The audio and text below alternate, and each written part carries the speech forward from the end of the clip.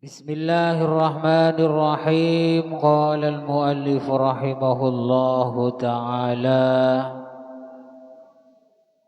wa nafa'ana bi'ulumihi fid dharaini amin. Masih di bab memuliakan ulama, tokoh dan lainnya, bagian yang kedua. Kemarin sudah dijelaskan bahwa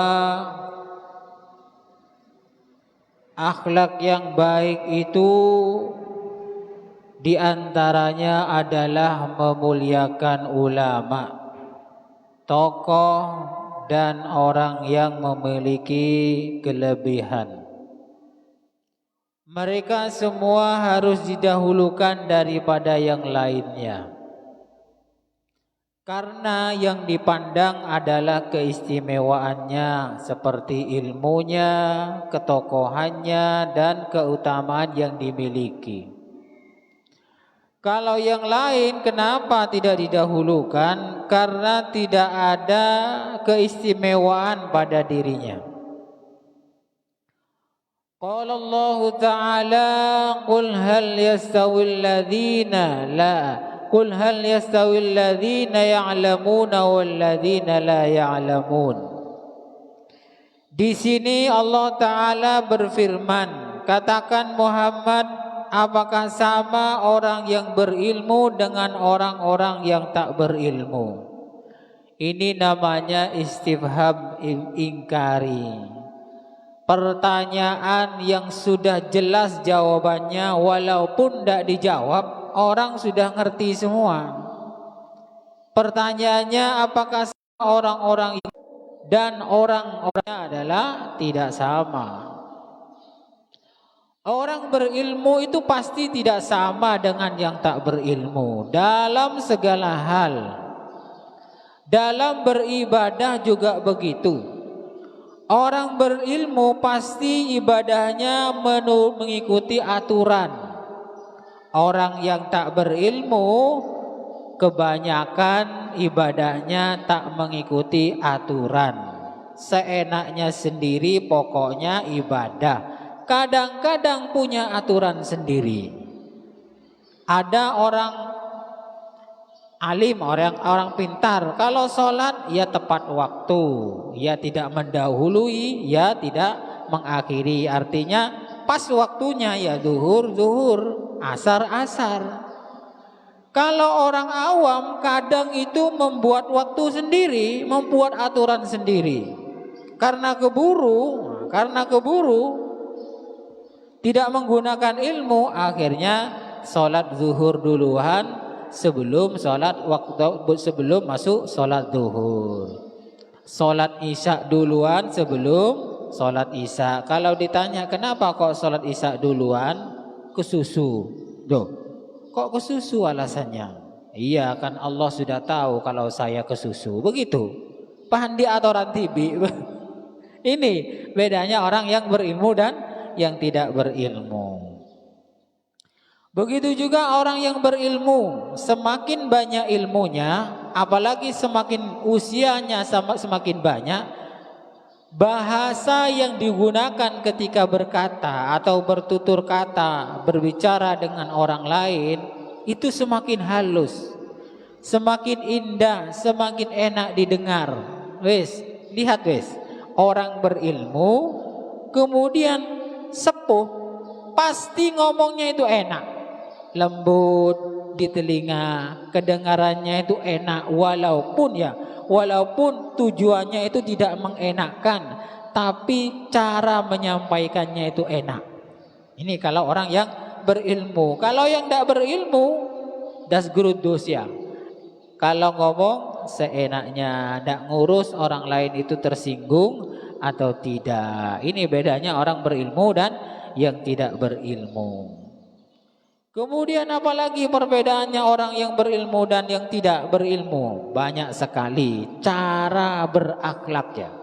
Cara berakhlak. Kalau orang yang berilmu biasanya pandai memuliakan orang lain.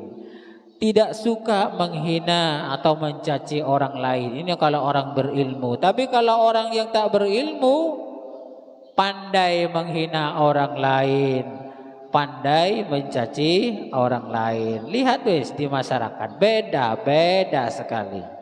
Ini bedanya orang yang berilmu dan orang yang tidak berilmu. Makanya dalam agama itu disuruh untuk belajar ilmu agama kepada siapapun yang betul-betul al-muhakkik. Artinya ilmunya betul-betul nyata diamalkan.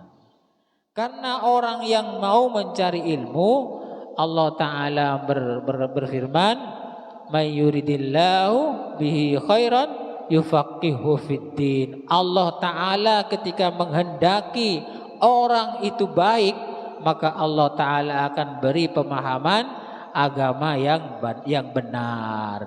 Caranya bagaimana? Ya, mencari ilmu, ngaji. Ngaji terserah, tidak harus di masjid.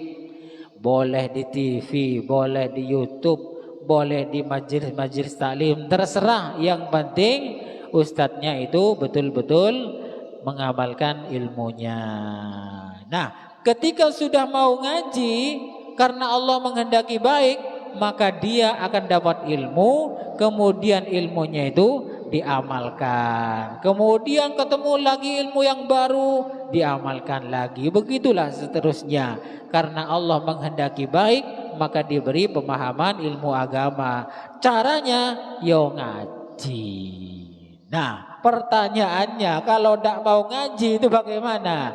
Ya mungkin Allah masih belum menghendaki dia itu baik, masih pancet-pancet gitu. Cara ibadahnya, cara berakhlaknya, cara berbicaranya masih lagu lama, cara lama yang kadang menyakitkan orang atau bicaranya sangat menyakitkan hatinya orang atau ibadahnya masih tidak benar. Makanya beda orang yang berilmu dengan orang yang tidak berilmu. Nah, kalau yang berilmu itu tidak mendapat hidayah, tidak takut kepada Allah, ini bahaya, bahaya. Di zaman sekarang ini sudah zamannya digital ya. Internet, komputerisasi dan lain sebagainya. Kalau zaman sekarang ini memang sudah diarahkan semua orang di seluruh dunia itu butuh ke internet. Ini permainan ini ya. Permainannya orang-orang yang tidak takut kepada Allah Ta'ala. Internet sekarang itu menjadi kebutuhan di seluruh dunia. Siapapun, kebanyakan orang di dunia ini butuh internet. Nah, sama orang-orang yang berilmu yang tidak mendapatkan hidayah, tidak takut kepada Allah, ini dibuat permainan, permainan bisnis, permainan untuk menghancurkan orang lain atau menghancurkan negara. Contoh ini contoh ya. Ketika dulu uang itu kan hanya ada di bank. Uang kertas, uang receh, kemudian dikeluarkan ke masyarakat. Sekarang uang itu tidak hanya berbentuk fisik, ada uang kripto. Nah ini, uang kripto itu tidak berbentuk fisik, hanya angka-angka begitu. Sekarang lagi marah uang kripto ini. Jadi ada bisnis bayarnya pakai kripto, kemudian jual beli saham juga pakai kripto. Ada juga menggunakan hanya angka-angka saja kayak transfer. Masa ada uangnya? Tidak ada kan? Kemudian ditransfer melalui HP lebih canggih ya. Dulu transfer kan pakai ATM ya, pakai ATM atau pakai buku rekening. Sekarang enggak, cukup di HP. Dengan begitu uang bisa pindah kemana-mana menggunakan HP. Ini permainan loh ya. Permainan orang-orang yang tidak takut kepada Allah. Memang disetting begini sama orang-orang yang berilmu yang tidak takut kepada Allah. Jadi memang dibegitukan, disetting seperti itu agar supaya manusia itu mudah dikendalikannya, terutama yang berhubungan dengan ekonomi.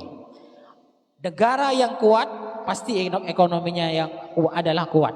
Negara yang tidak kuat pasti ekonominya lemah. Nah, ketika semua orang menggunakan uang digital, bukan uang fisik, tidak bisa disimpan tidak menggunakan simpan uang fisiknya, kemungkinan besar ada pengamat yang mengatakan kemungkinan besar uang-uang tersebut akan hangus, hilang seketika. Karena apa? Karena internetnya di shutdown. Shutdown itu dimatikan ya. Kalau komputer kalau shutdown maka mati, tidak bisa ngetik, tidak bisa ngeprint, tidak bisa apa-apa. Sama halnya ketika dunia perbankan menggunakan uang-uang digital atau uang kripto itu yang sekarang lagi marak, lagi viral, maka ketika semua mengarah ke sana, maka akan di-shutdown internetnya, maka tak bisa transaksi apapun, beli apapun dengan uang yang berbentuk digital itu. Ada sebagian negara yang sudah begitu, di shutdown. Jadi semuanya mengatakan pakai teknologi, pakai ini maju, negaranya maju, semuanya digitalisasi, komputerisasi dan pakai jaringan internet. Setelah semuanya sampai kepada waktunya internetnya di shutdown, maka negara itu lumpuh, tidak bisa ngapa-ngapain.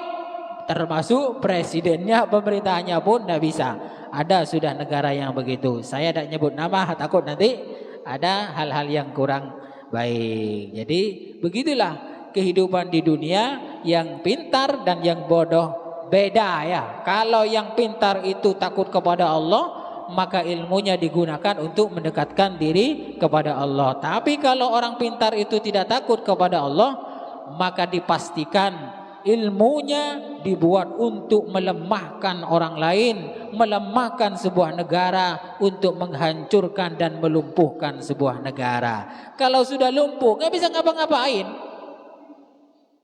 Mau ngadu KTP, KK, mau bisnis, transaksi, tidak bisa semua karena internetnya di negara itu sudah di shutdown atau dimatikan, dilumpuhkan, tidak bisa ngapa-ngapain. Nah, ini sebagai peringatan kehati-hatian kita. Makanya jangan enak-enak transfer uang, beli barang pakai HP semuanya. Hati-hati, suatu saat insya Allah akan sampai kepada permainan yang kurang baik ini, yang bisa melumpuhkan semuanya. Yang punya HP, yang punya jaringan, yang punya server, semuanya lumpuh. Siapa yang main? Orang-orang pintar yang tidak takut kepada Allah Subhanahu wa taala. Allah taala innama yatadzakkaru ulul albab, hanya orang-orang yang memiliki pikiran atau akal yang sempurna yang bisa mengambil hikmah dari semuanya ini. Jadi kejadian apapun itu hanya orang-orang yang berakal sempurna bisa mengambil hikmah, kemudian berhati-hati untuk langkah-langkah berikutnya. Cukup sekian dulu, kurang lebihnya saya mohon maaf. Mudah-mudahan bermanfaat. Wallahu a'lam bishawab. Al-Fatihah.